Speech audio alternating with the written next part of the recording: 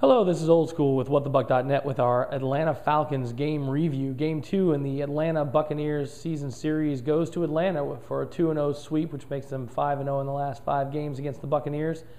We felt like we had a really good shot going into this game, and to be honest, if you look at the statistics, and even though they are for losers, as Coach Morris says, this was I would say, very even game, but to be honest, statistically, we did very well against this Atlanta Falcons team, which is considered by many to be the class of the NFL right now, including along with the Patriots and arguably the Giants when they're playing good football. When they came down here after coming from the Georgia Dome, we felt like a lot of things are going to be different. That surface they have in the Georgia Dome really does help their team speed out, get down to this surface, which was in absolutely horrible condition. We thought would be an advantage for us. But Atlanta, in many ways, is looking at a mirror image of the Buccaneers. I said this in the preview video, and I still believe that to be true. If you look at the way both the defense and the offenses are structured, on the defensive side of the ball, they got a lot of fast defenders, largely undersized, really quick to pursue to the football, can be caught in over pursuit. The thing that we probably didn't pay enough attention to is a guy that we talked a lot about in the wrap-up video from the first Atlanta Falcons game, which is Grimes, that cornerback. He owned us in Atlanta. He was responsible for stopping 3 touchdowns in Atlanta, 2 on Michael Spurlock, 1 on a punt return, 1 on the fly route from deep in our own end of the field, and then also on the Garrett Blount goal line play.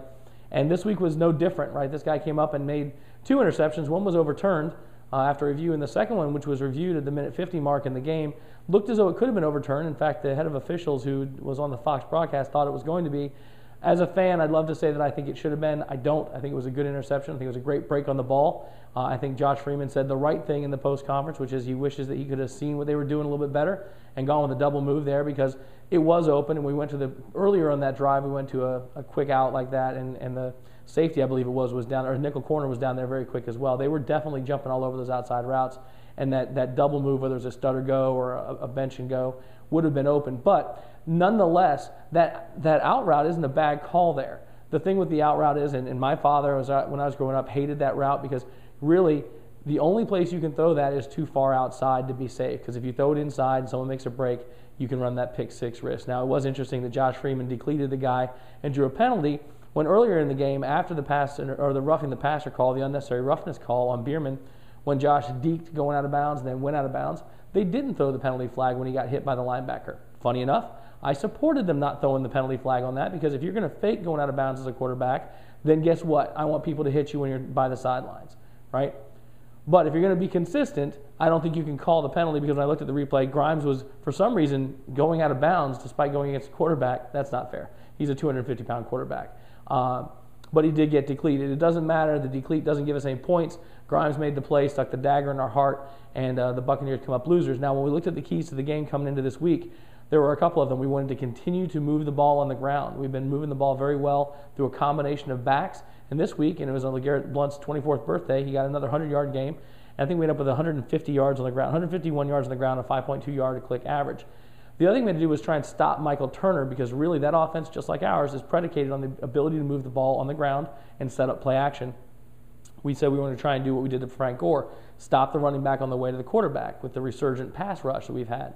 Well, we did hold Michael Turner in check. The first half he had around 50 yards, and he only ended up with 88 overall. That's a pretty damn good day against Michael Turner by this defense. Sadly, another comparison to the previous game in Atlanta was splash plays. We thought that would be the difference, would be these guys would be slugging it out. It's going to be the splash plays that made the difference, and I felt like our team was more capable of those splash plays, both on defense and on special teams, and it turned out that that was not the case. We ended up dropping 3 interceptions, though we still got 2. Sean Jones got a pick, which set up a score, and then Corey Lynch filling in also got a pick. But we did drop 3 others. One Aqib Talib got hit square in the chest with. Another, Rondé Barber made a great break, and Gonzalez was able to break up, and then Geno Hayes would have made a hell of a catch if he had made his pick. But our coverage was excellent, generally speaking. And even with the injuries, with Aqib Talib going out with that hip tendon tear, it forced E.J. Biggers in, who I thought played very well, had a couple of blown coverages here and there, but when he was in his position, played very well. Myron Lewis the same way. On the out route, when Ryan brought them down the field to take the lead, it's a hell of a throw. That's where that ball needs to be thrown. Not inside. That's inside shoulder. Myron Lewis takes that one back to the house. And it wasn't. Now, I think Myron could have sold out on that, because, to be honest, why keep your feet at that point? He's on the 2-yard line, right? You might as well sell out. But, again, that's revisionist history. It doesn't do any good. I think that he played admirably, all in all. The splash plays, though, take a 10-point lead. Raymond James Stadium rocking like it hasn't rocked in a long time. The emotion's high. and we kick it away a yard and a half deep in the end zone, and Weems takes about 7.5 minutes to go the length of the field. Now, again, as a bitter fan, I could point to the multiple holds and blocks in the back that occurred on that play. They happen on almost every return, guys. The problem was we had Weems on the sideline, Stovall had his shot, and he whiffed. Someone else had a shot, and then they whiffed. And they executed. You cannot rely on officiating. Now, do I think that generally speaking, Atlanta's got a significant number of calls this year? Yes, I'm not alone in thinking that. But it happens, and you have to believe that numerically they're going to work out over time. We got some no calls as well. The James Lee hold, the most obvious, right? But on that play, while you can be mad about the calls that weren't made, they do go uncalled very regularly on kickoff returns. The problem was when you have an opportunity on the field to make the play, you make the play. And that's what Maurice Stovall came out and said after the fact, which is, I had the shot, I should have got him to the ground, and I didn't, right? And at that point, momentum had swung, and we were not able to get it back. It's a damn shame we couldn't, because I think the guys played well. And on the rah-rah, pound-your-chest fan side of the thing, I don't know that I've been this proud of my Buccaneers since the Super Bowl. I think we've got an amazing young team here with an immense amount of talent. We're probably 11 guys deep at the offensive line, 6 guys deep at safety, 7 guys deep at corner. And coming into this season, I talked to Scott Reynolds of Pewter Report about this the other night when he was on the show, and I've spoken to a lot of people about this very topic, which is no one knew what we had past our first 30 guys. We thought that the first 30 guys had some talent, right?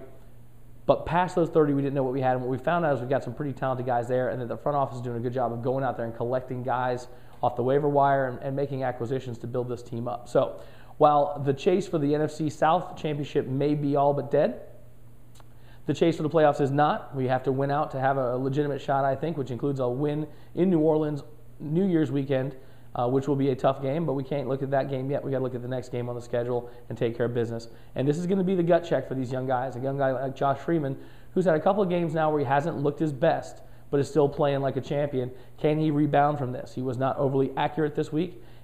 He is getting a little bit greedy, but by God, I think that that's okay. I think he's trying to become a playmaker, and I like that, and I think that should be supported. So I know a lot of fans were very frustrated with, why don't you just run for the first down, when he scrambled out to the right-hand side and tried to throw the Cadillac down the right-hand sideline. Because Cadillac Williams was wide open 20 yards down the field, right? And he's a quarterback. Now, I'm a fundamentals guy. I like taking the first down, but by God, you got to think you're going to hit Cadillac Williams, and if he doesn't slip, he does hit Cadillac Williams, right? On the Grimes interception that was overturned, same thing. He's waggling to the right. He's got 2 guys out there in routes. He's got a deeper guy open than Kellen Winslow, and he makes a throw that Grimes Supermans and gets a hold of. He can't believe that that's going to happen. He's taking the shot, and I don't think that you can dissuade him. I think you've got to be encouraged by what he's doing. He's got to coach him up and make sure he's making better throws on the one like with Grimes, and you can't coach up a slip, guys. So all in all, kudos to the Atlanta Falcons. They did what they've been doing all year, which is they got the job done. Matt Ryan drove the team down the field, 3rd and 20, and they convert against a soft zone. And I know Steve White on his passingonthegame.blogspot.com made a great comment about, once again, we were in a 3-man front. We could get no pass rush this week, and really that spelled the demise of the game when we couldn't get them off the field. And that sucks. It sucks to be this close and not be able to get those things converted. So 3rd down conversions killed us, and we got a lot of things to go back to the drawing board and look at, but I think all in all, an admirable showing. While there are no moral victories, I think people understand what the Buccaneers are doing this year, and I, for one, am proud as hell of what they're doing. So hopefully this was useful analysis. Let me know what you think about it, and we'll be back for a preview for next week's game somewhere around Friday.